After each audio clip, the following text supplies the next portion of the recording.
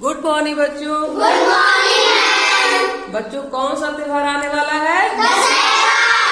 दशहरा का अर्थ होता है 10 सिर वाले का हार, यानी 10 सिर वाला कौन था? रावण था। इसी दिन राम ने रावण का वध किया था। दशहरा भारत के सबसे महत्वपूर्ण त्योहारों में से एक है।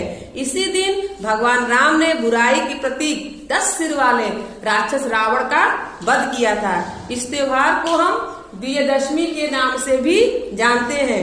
दशहरा त्योहार अश्विन माह के शुक्ल पक्ष की दशमी को मनाया जाता है।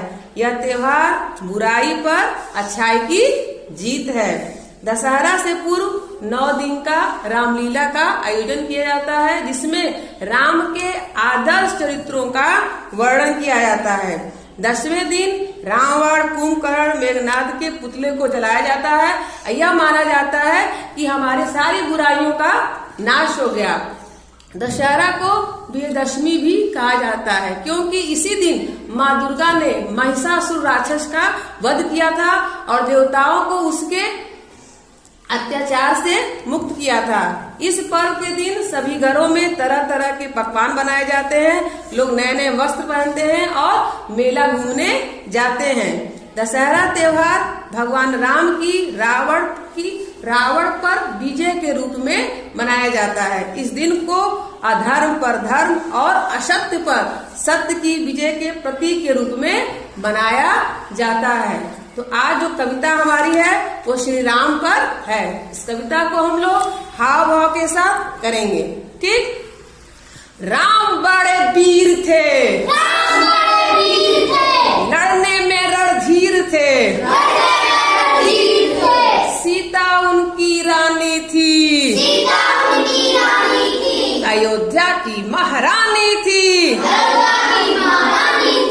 लक्ष्मण उनके भैया थे, प्यारे प्यारे भैया थे,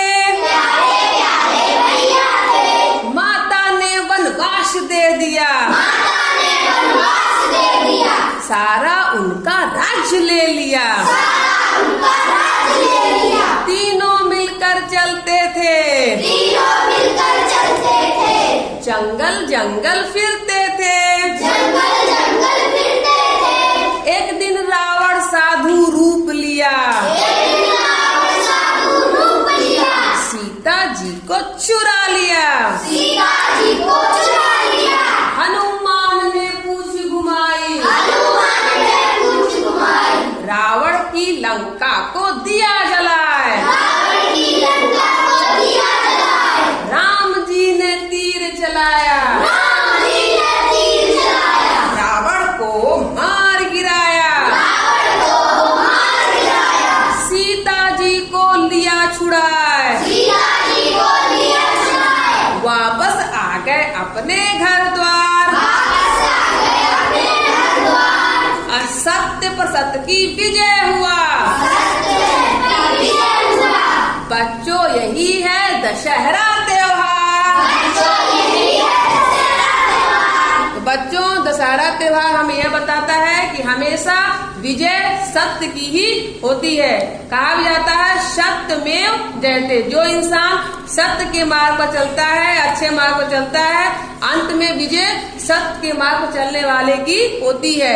और दशहरा त्योहार भी हमें यह बताता है कि हमेशा सच्चाई की ही जीत होती है। तो कैसी लगी गतिविधि?